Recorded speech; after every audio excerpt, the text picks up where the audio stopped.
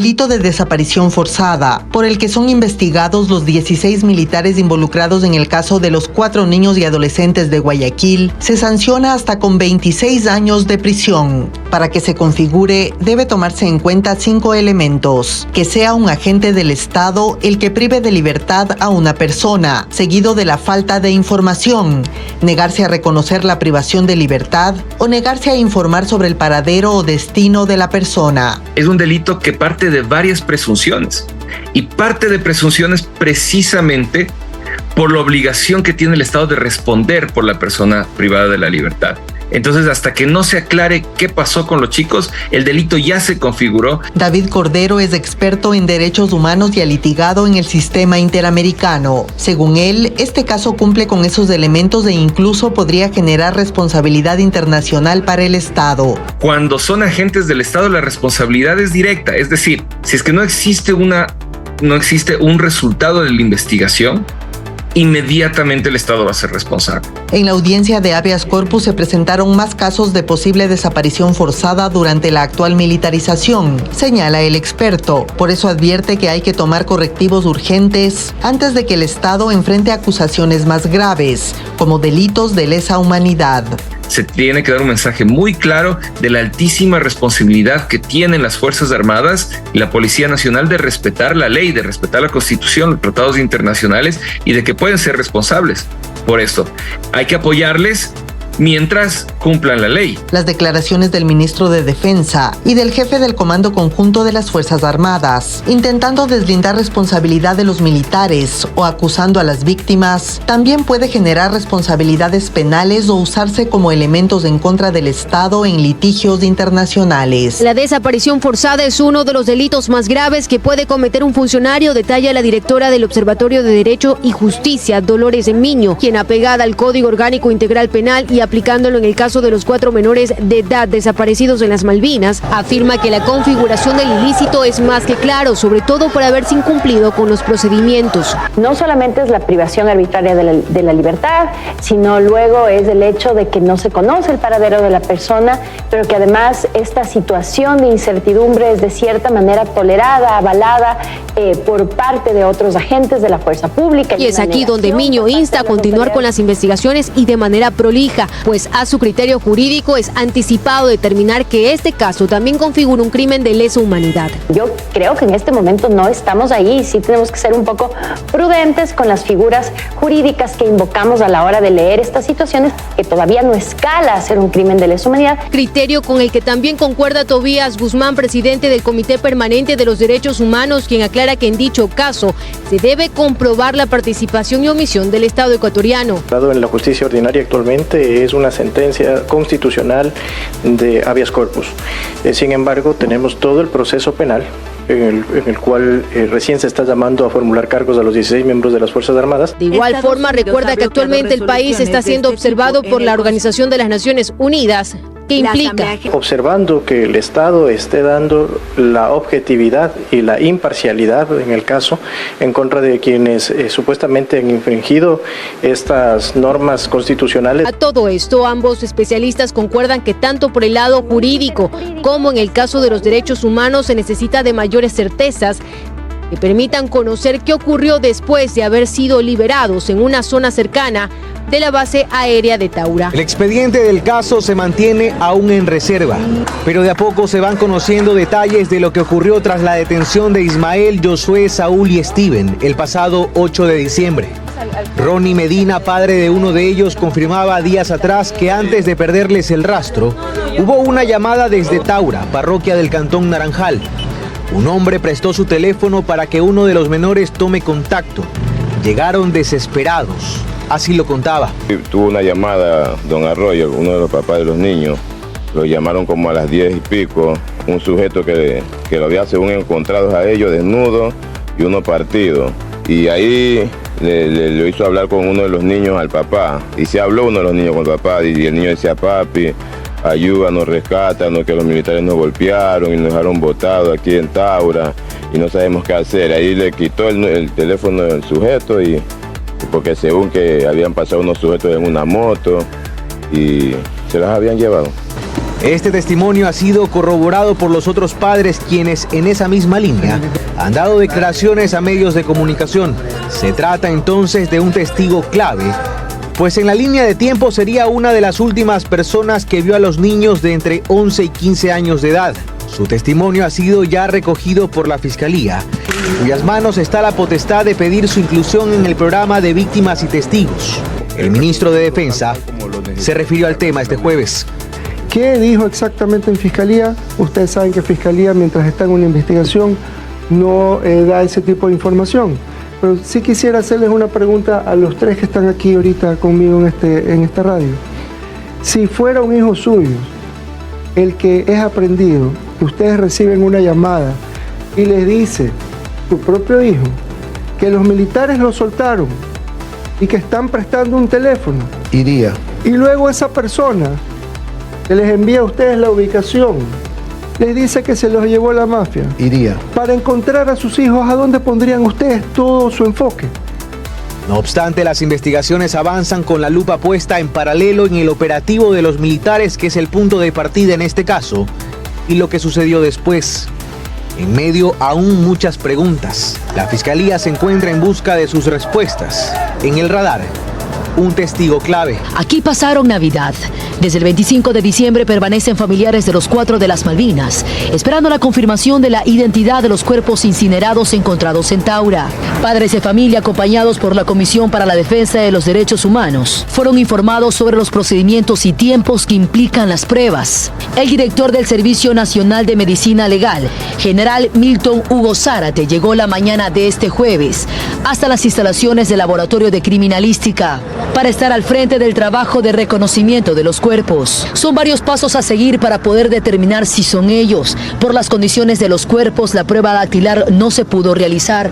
El segundo paso es la prueba antropológica, es decir, proporcionar todos los datos a los agentes: edad, tamaño, si sufrió alguna fractura u otra característica física. También se aplicaría odontología forense y la prueba de ADN, cuyos resultados pueden tardar de 30 a 40 días. El hallazgo de los cadáveres incinerados sucedió el 24 de diciembre. El descubrimiento se realizó en una zona de difícil acceso en el río Taura, en la parroquia rural del Cantón Naranjal, a 40 minutos de Guayaquil y a 16 kilómetros de la base aérea de Taura, un recinto conocido como Casa de Zinc. Los cuerpos fueron hallados atados de pies y manos y quemados. Equipos de la Dirección Nacional de Delitos contra la Vida, Criminalística y otras unidades especializadas de la Policía Nacional aún se encuentran en la zona de Taura, realizando búsqueda, pericias y recolectando evidencias. Una vez que se supo de 4 cuerpos encontrados sin vida en Taura del Cantón Naranjal, familiares de los 4 menores desaparecidos el 8 de diciembre llegaron con los representantes del Comité Permanente por la Defensa de los Derechos Humanos al Instituto de Criminalística y Ciencias Forenses para identificarlos. La angustia y la tristeza los embargaba hasta que tomaron contacto con los agentes policiales. Como les indicaba, al ser cuerpos que fueron sometidos a muerte violenta y cuyo resultado se da producto de la quema e incineración de los mismos, existen algunas partes de los cuerpos que no están completas. Al saber que los cuerpos fueron encontrados calcinados, el tema se complicó a primera instancia para proporcionar detalles que permitan identificar si los restos de Ismael, Steven, Saúl y Josué, de entre 11 y 15 años, es decir, la prueba dactilar, no fue factible. Ahora, según el proceso, toca la antropológica y después la de ADN. Se descartó la prueba dactilar por la situación en la que se encuentran. Ahora lo que está en curso es la antropológica. Y eso tiene que ver con la información que las familias se están dando en cuanto a heridas que hayan tenido antes, los chicos, ¿no? Si es que hay dudas por parte de los técnicos forenses, se procede a la tercera, que es la de ADN. Y ya se, digamos, identificó el lapso largo que tendría que desarrollarse, 30 días o 40, en esa última etapa. Ante esto, la jueza Tanya Loor concedió un habeas corpus el martes, determinando que los 16 militares involucrados no cumplieron los protocolos para tratar casos de menores. Mientras esperan resultados forenses, las familias exigen justicia y verdad sobre el paradero de sus hijos, y ahora estarán en la expectativa, sin poder descansar por la inquietud de saber si los cuerpos que están en la morgue son o no sus hijos. Familiares de los 4 menores desaparecidos desde el 8 de diciembre de 2024 en el sur de Guayaquil viven horas de incertidumbre y dolor.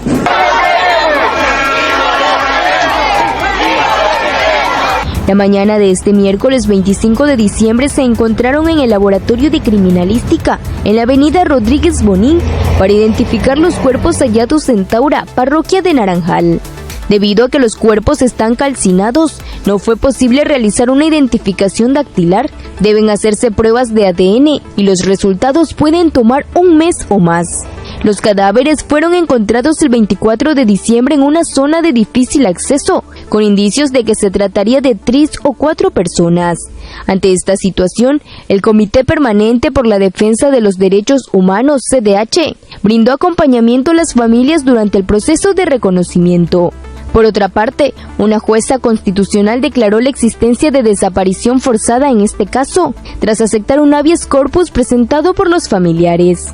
Entre las medidas dictadas por la jueza están la continuidad de las investigaciones por parte del Estado, garantizar los protocolos necesarios para la localización de Ismael, Saúl, Josué y Steven, atención psicológica a los familiares por parte del Ministerio de Salud Pública, creación de una comisión independiente para investigar los hechos, capacitación a las Fuerzas Armadas sobre derechos humanos y elaboración de un documental educativo sobre el tema.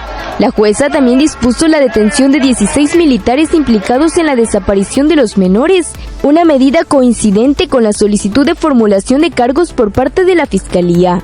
Según el Ministerio de Defensa, los detenidos estarán bajo custodia militar y se buscará garantizar que no haya riesgo de fuga. El lunes pasado se difundió un video en el que se ve cómo 2 de los menores son embarcados en el balde de una camioneta por personal militar. Este caso ha desatado una tormenta de reacciones en el país, poniendo en el centro de debate el manejo de las Fuerzas Armadas y los derechos humanos en un contexto de estado de excepción. Paco Moncayo, ex jefe de las Fuerzas Armadas, se refirió al caso de los menores desaparecidos en Guayaquil. Moncayo sostiene que solo las investigaciones determinarán la responsabilidad de los uniformados. Se están jugando 50,000 policías y militares las vidas todos los días para liberarnos del crimen organizado. Y la gente ve con satisfacción la presencia de los militares junto a los policías en esto que se llama el bloque de seguridad. Esto que estamos hablando ahora tiene que investigarse. No podemos dar por supuesto que 14 militares formados en derechos humanos, formados en derecho humanitario, padres de familia, hermanos, hijos, puedan matar a 4 niños. Entonces esperemos pues que haya la investigación. Yo sé que el pueblo ecuatoriano que nos escucha me da la razón, pues, porque yo no estoy usando esto para defender a los militares.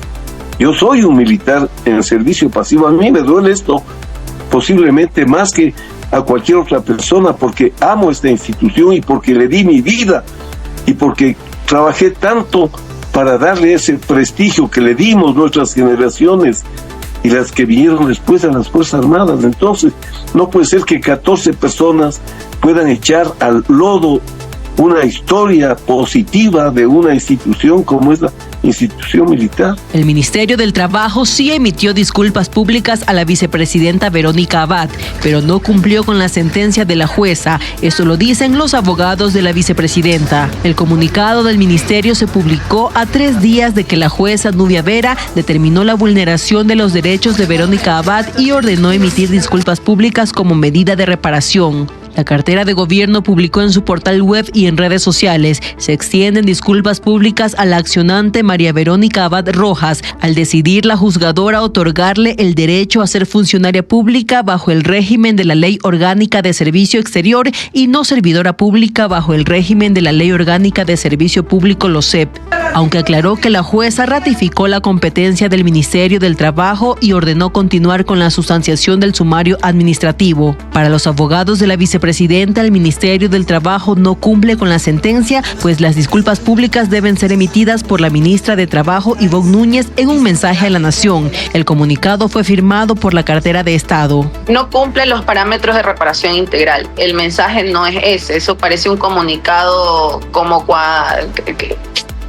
no quiero ser Oscar en el trato, pero como un berrinche, ¿no? Como, lo hago porque me toca, ni siquiera lo han hecho bien. Ellos acudirán a la jueza y en caso de que no logre el cumplimiento de su resolución, podrían interponer una acción de incumplimiento en la Corte Constitucional que contempla sanciones de destitución. Ya la declaración de derechos está. La declaración de derechos vulnerados, ojo, ya está. Entonces, lo que ellos tienen que hacer es acatar y cumplir. Pero aún en eso vemos una actitud indiferente por parte del Ministerio de Trabajo y hasta prepotente, ¿no? Porque ni siquiera están haciendo caso a la justicia. La defensa de Abad espera no tener que llegar a esas instancias. El abogado de Verónica Abad confirmó que la vicepresidenta sí viajará a Turquía, pero que se presentará en 30 días y no en la fecha que dispuso el presidente de la República. Esa fecha fue anunciada por el ministro de Gobierno. Debe presentarse a cumplir sus funciones máximo hasta el día 27 de diciembre de este año. El abogado constitucionalista Esteban Ron explica que el argumento que utiliza la defensa de Abad es con base en un artículo de la Ley de Servicio Exterior. Aclara qué pasa si la vicepresidenta incumple la disposición de presentarse en Turquía. Cabe recalcar dos cosas. La primera es que ya no es jefa de misión como lo fue en Israel. La embajaduría en este caso le daba la jefatura de misión. Como consejera, ella estaría trabajando directamente hacia un cónsul o consulesa, ¿sí? Que vendría a rendir cuentas. Si es que no se presenta en los 30 días, ya estaríamos hablando de sanciones administrativas directas, que la hace la propia Cancillería, que pueden devenir en una derivación al Ministerio de Trabajo, de acuerdo. Pero es la Cancillería, a través de la dirección especializada, que en este caso es la de traslados, ¿sí? al exterior, la que debe determinar que no se ha presentado en los 30 días. Ismael Quintana, también abogado constitucionalista, dice que es una facultad del presidente de la República entregarle o no funciones a la vicepresidenta. Asegura que ella tiene que acatar la decisión que tome el mandatario. La sentencia de la jueza Vera está cumplida, al punto de que la señora Moya ya no es vicepresidente encargada y que la señora Abad ha sido retornada a sus funciones.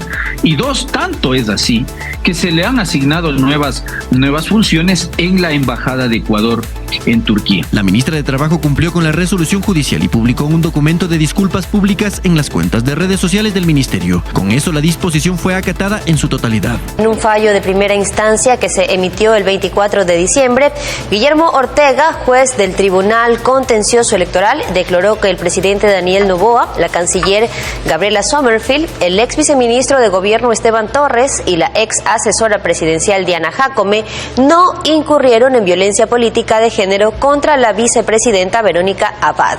Esta información también tiene como antecedente que el pasado 12 de agosto de 2024 Abad alegó que Noboa le impedía ejercer plenamente su rol como vicepresidenta y limitaba su participación en decisiones políticas del Estado al designarla como embajadora de la paz en Israel. La Comisión de Justicia convocó a la jueza Nubia Vera y al presidente de la Judicatura, Mario Godoy, para escuchar sus versiones sobre las denuncias de presiones para resolver en contra de la vicepresidenta en la acción de protección que presentó contra el Ministerio de Trabajo. Godoy no acudió. La comisión escuchó a la jueza Vera, que en su intervención reseñó las ocasiones en que la convocaron el director provincial de la Judicatura, un asesor del presidente del Consejo y el mismo Mario Godoy. Dice que le advirtieron que se activarían sumarios administrativos en su contra si no cumplía su pedido. Que ya va a ver que me van a destruir, que van a acabar con mi carrera profesional, que van a acabar con mi vida. Denunció que le entregaron un pendrive que tenía 4 páginas. Leyó parte del documento donde se declaraba como improcedente la acción presentada por la vicepresidenta Abad. Por ahí mostraron unos mensajes en el teléfono del doctor Mario Godoy, de que decía, mira, aquí está, Daniel Noboa necesita esto que salga ya, el presidente nos está presionando. Los legisladores le consultaron si tenía seguridad de que se trataba del número del presidente Noboa. Dese cuenta, ¿cómo yo afirmaría de que es del teléfono del presidente Daniel Noboa? No puedo asegurarlo. Vera declaró que le advirtieron que su decisión ponía en riesgo la economía del país. Si usted le concede la acción de protección, esta señora va a causar horrores, la confiabilidad crediticia se pierde y más de 11,000 millones de dólares no van a ser entregados, es decir que ni su sueldo se va a pagar. La jueza lamentó que el presidente de la Judicatura, Mario Godoy, no se haya presentado para poder encararlo, aunque dice sentir temor por su familia y su vida. Mientras tanto, Godoy presentó una querella por calumnia contra Vera, luego de haber denunciado presiones. El caso lo resolverá la Unidad Judicial Penal de Ñaquito. Los ecuatorianos que gasten hasta $5,188 en establecimientos del extranjero usando una o varias tarjetas no pagarán el impuesto a la salida de divisas. Esta resolución estará vigente desde el 1 de enero próximo hasta el 2027. Los consumos que superen ese monto pagarán el impuesto, pero solo el excedente de los $5,188. Lo que más paga el ISD son las importaciones, y dentro de las importaciones están consideradas estos consumos que hacen las personas, las familias, con tarjeta de crédito a través de los couriers, porque eso también es un método de importación. Hay dos consumos especiales, por estudios y por tratamientos médicos, que están exentos de pagar el impuesto. En el caso de estudios se podrá transferir el dinero por la totalidad de los costos relacionados con educación y cobrados directamente por la institución educativa en el extranjero. Se requiere presentar en las agencias del SRI una solicitud de exención, carta de aceptación y matrícula. Claro, se reporta al Servicio de Rentas Internas cuál es el estudio, cuál es el programa, el estudiante, para que la persona que reciba esos recursos no tenga que pagar el impuesto de la salida de divisas. Las personas con enfermedades catastróficas, raras o huérfanas que tengan un diagnóstico avalado en Ecuador, pero un tratamiento en el extranjero, podrán transferir el costo total de la atención médica sin pagar impuestos. El impuesto a la salida de divisas representa al país cerca de $1,000 millones al año. Nuevos apagones no programados se produjeron en Guayaquil desde la madrugada de este jueves 26 de diciembre.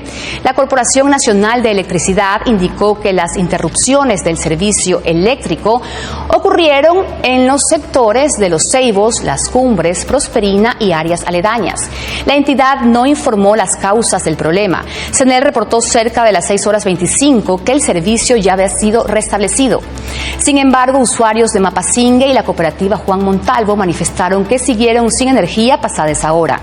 Un fenómeno similar ocurrió la mañana del 23 de diciembre en el puerto principal. En temas energéticos, el gobierno nacional informó que el complejo hidroeléctrico Toachi-Pilatón, ubicado entre las provincias de Pichincha, de Santo Domingo de los Áchilas y de Cotopaxi, suman 68 megavatios al sistema nacional interconectado. Además, la segunda turbina de la central Ayuriquín inició pruebas de su segunda unidad de generación eléctrica. Con esto, el Toachi-Pilatón producirá en totalidad 254.4 megavatios. La barcaza turca Murat Bey de Car Power Ship empezó las pruebas de operación y estará lista la próxima semana para entregar 100 megavatios de electricidad al país. Con ella, el Ecuador completará 200 megavatios de electricidad llamada flotante, contratada por la emergencia. Los detalles de su contratación no se han hecho públicos. Estuvo a cargo de la electrogeneradora del Austro Elecaustro y según el Ministerio de Energía incluye generar durante al menos 6 meses. Se podrá alargar y se pagará solo por la energía suministrada, cuya cantidad se definirá diariamente. Hay entonces una diferencia con el contrato de la barcaza Emre Bey de la turca Car Power Ship, que también genera 100 megavatios desde septiembre, pero fue contratada por 1 año y medio por $115 millones. La ministra de Energía, Inés Manzano, anunció el miércoles que el 6 de enero llegará al país una tercera barcaza, también de 100 megavatios. Fue contratada por Elecaustro bajo condiciones similares a la segunda. El plan del ministerio es que en enero haya 300 megavatios disponibles de energía flotante con las 3 barcazas. Según la ministra, hay otros 2 contratos en curso para generación en tierra. Uno es para generadores por 20 megavatios que serán instalados en la central El Descanso y fue firmado con el consorcio Prime Energy Group. Y el segundo con Electro Vesubio para instalar una turbina a gas que podría generar 15 megavatios. En medio de la negociación de estos contratos, renunció el gerente de Elecaustro, Cristian Piedra. Este viernes los accionistas de la empresa fueron convocados para conocer la renuncia y nombrar al reemplazo de Piedra, quien se hará cargo del desarrollo de los contratos firmados. Cerca de las 3 de la madrugada, varias explosiones causaron daños en las estructuras que derrumbó Pilares, losas y una torre de vigilancia de lo que será la cárcel de máxima seguridad, denominada Cárcel del Encuentro, ubicada en la comuna Juntas del Pacífico, al sur de la provincia de Santa Elena. En el lugar de construcción del Centro de Privación de Libertad de Santa Elena, fuimos víctimas de un acto terrorista, cuyo único objetivo es sembrar el pánico, desestabilizar el orden y debilitar al Sistema Nacional de Rehabilitación Social y al Estado ecuatoriano. Un grupo armado de unos 30 individuos, disfrazados con uniformes militares, irrumpieron en una obra en construcción, causando destrucción y terror. Y como saldo, informaron de un fallecido y varios heridos. Un trabajador perdió la vida y un miembro de las Fuerzas Armadas resultó herido, aunque su estado es estable. Los terroristas secuestraron a 5 personas, incluyendo al jefe de campamento, un ingeniero de sistemas, un técnico hidrosanitario y 2 guardias de seguridad. Y según la ciudadanía de esta localidad, el atentado estaría vinculado al grupo delictivo organizado Los Choneros. Y horas después, un fuerte contingente de seguridad se movilizó hasta el sitio tras la alerta de las explosiones. Ante lo ocurrido, personal del Comando Conjunto de las Fuerzas Armadas, por aire y tierra, llegaron al sitio para brindar apoyo, mientras trabajadores en 3 buses abandonaron las instalaciones. El miedo los invadía por la inseguridad en su ambiente de trabajo. Con el incremento de 14 asambleístas, las reglas del juego político cambian y las mayorías, esas cifras claves que definen el rumbo del país, se recalculan. Hasta hoy, el legislativo cuenta con 137 asambleístas, pero en pocos meses ese número subirá a 151. ¿Qué significa esto? Cada legislador adicional trae consigo asesores, asistentes y, por supuesto, un impacto en las dinámicas políticas y presupuestarias de la Asamblea. Aunque son 14 nuevos asambleístas, se sumarán 56 nuevos funcionarios al personal legislativo. Pero más allá de esos números, el cambio más relevante está en la composición de las mayorías. Hasta ahora, 70 votos eran suficientes para alcanzar la mayoría absoluta, permitiendo designar autoridades, aprobar leyes. Con la nueva asamblea, el número clave será 77. Esto significa que cualquier fuerza política necesitará más alianzas y negociaciones para alcanzar el control del legislativo. Pero hay otro cambio crucial: la mayoría calificada pasa de 92 a 101 votos. Este es clave para decisiones de gran impacto como destituir al presidente o aprobar enmiendas constitucionales. La calidad de las leyes puede aumentar si existe consenso. Por ejemplo, pongamos en análisis del proyecto urgente en materia económica. El hecho de que no haya existido un consenso dentro de la Asamblea Nacional dio como resultado que la ley que entre en vigencia sea la ley presentada por el Ejecutivo. Con el aumento de asambleístas, las organizaciones políticas enfrentarán el desafío de formar coaliciones más amplias. Ya no bastará solo convencer a una bancada pequeña, se necesitará un bloque sólido y acuerdos duraderos para garantizar gobernabilidad. El Consejo de Administración Legislativa CAL seguirá con 7 miembros, a pesar del aumento en la cantidad de legisladores.